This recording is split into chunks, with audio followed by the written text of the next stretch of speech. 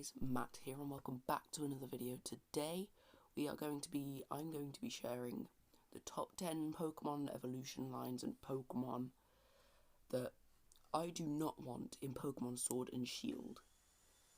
Now, you'll probably hear that in the background, but these Pokemon are going to be ones that I just don't think would fit the vibes of, like, the UK, I guess. But, like, also Pokemon that, like, I've had bad experiences with, and, just overall what, like, I dislike about Pokemon, like, the Pokemon I don't want. So, we've got number 10, which is Drifloon, and Drifblim. Now, I put these at number 10 because, like, I don't mind if they're in there, but I'd rather they're not in there, because they're just not great Pokemon, because they have very strong weaknesses, and their attack, special attack, all of their stats are just overall pretty poo. And, like, there could be so many better options that they could pick other than Drifblim and Drifloon, that they could just do so much better. They could make a brand new flying ghost type, and it just nice all around. You could probably hear that in the background, but in at the number 9 spot, we have got Tyrant and Tyrantrum. Now, these are on the list because Rock Dragon, it's not a great combination. I mean, Rock, I believe, does resist Ice, which is okay, but at the same time, it's not very interesting, because they could do so many other things with a Dragon type in Generation 6, and I don't think they need to do that in Generation 7, because they're already going to have a Dragon type in the game, and my camera just fell. Sorry. Oh my frick. This is failing. Fuck. Okay, it's gonna have to be lopsided, because it will just fall over. Sorry. What was I again? Anyway, let's move on to number 8, because I've completely lost track. Number 8, we have Zangoose, because Zangoose is just a normal type that hasn't really got much value to the games. Its debut in Generation 3, I mean, it's got that rivalry with Seviper, but that's basically it. There's not really much to say about Zangoose, because it's just, it's been there, it's done that, it's not had a great run. I think we need a new pure normal type to replace him. And it's overall just a useless piece of rubbish. In at the number 7 spot, we have Seviper.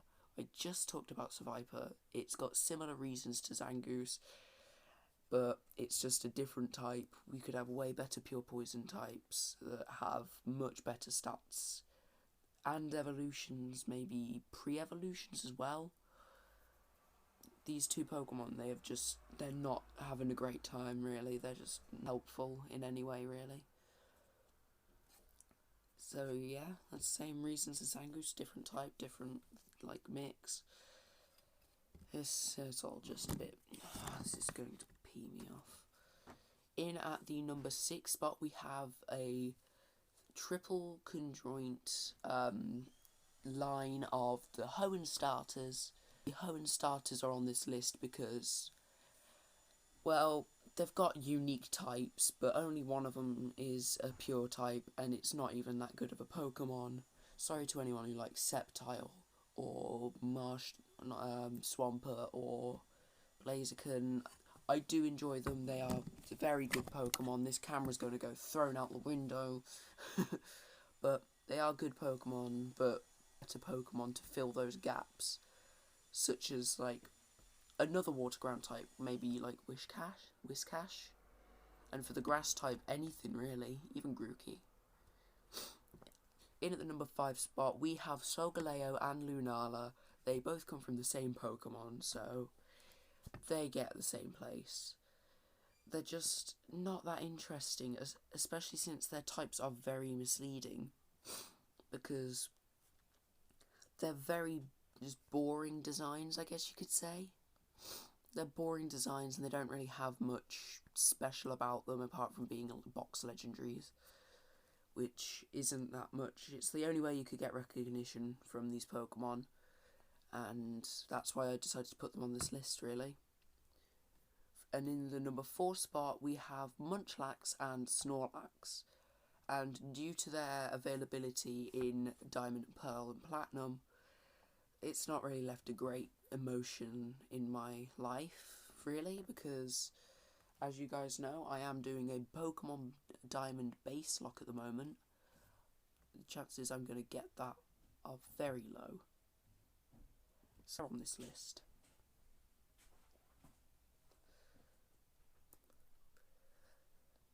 So, they're another pure normal type that are just really just not that good. They are bulky, but the speed they have is just really bad for the comparison. We have so many other pure normal types that can take hits with the right IVs and do more damage with much better speed. So they're on this list for being pretty bad. Number 3 is Mimikyu. Now, Mimikyu is a ghost fairy, which is a very interesting type. It resists a lot, such as Dark for Ghost and Psychic for Fairy, I think. But they resist some very good types. They are a decent Pokemon. Mimikyu is very special. It's a very useful Pokemon, but we could have something better. We could have more Pokemon than just a Mimikyu that has a decent disguise ability, which, yeah, it's good, but then again, it's not a great competitive Pokemon since it doesn't evolve, and it doesn't get great stats, in all honesty. So I put it at number 3 because there are some worse Pokemon. Number 2, we have Salazzle and Salandit. Now, these are fire poison types. These have good coverage. They have good coverage for their types, but at the end of the day, ground is just going to flatten them. So most Pokemon like Tyranitar, if it learns Earthquake, Garchomp as well, any Pokemon that learns ground moves is going to flatten them, and there's probably going to be a lot of ground type Pokemon in Sword and Shield, and they're not going to be able to fare against those Pokemon. So they're on the list because, as well as that, there's not really anywhere we've looked on the map for the game that is like where you could find them. So that's why they're number 2, and wow, just they're not that good. They will get so much by everything else. So that's why they're number 2, and number 1 will be coming very shortly. But I just want to thank you all for 75 subscribers. We were at 62 like 2 weeks ago. We've grown incredibly fast recently, and I just want to thank you all for subscribing and keep staying with me for 3 years. It's incredible, and wow, this camera. So now we're going to go into the number 1 spot, which you probably would say is copying from M&J TV. But it's Miltank.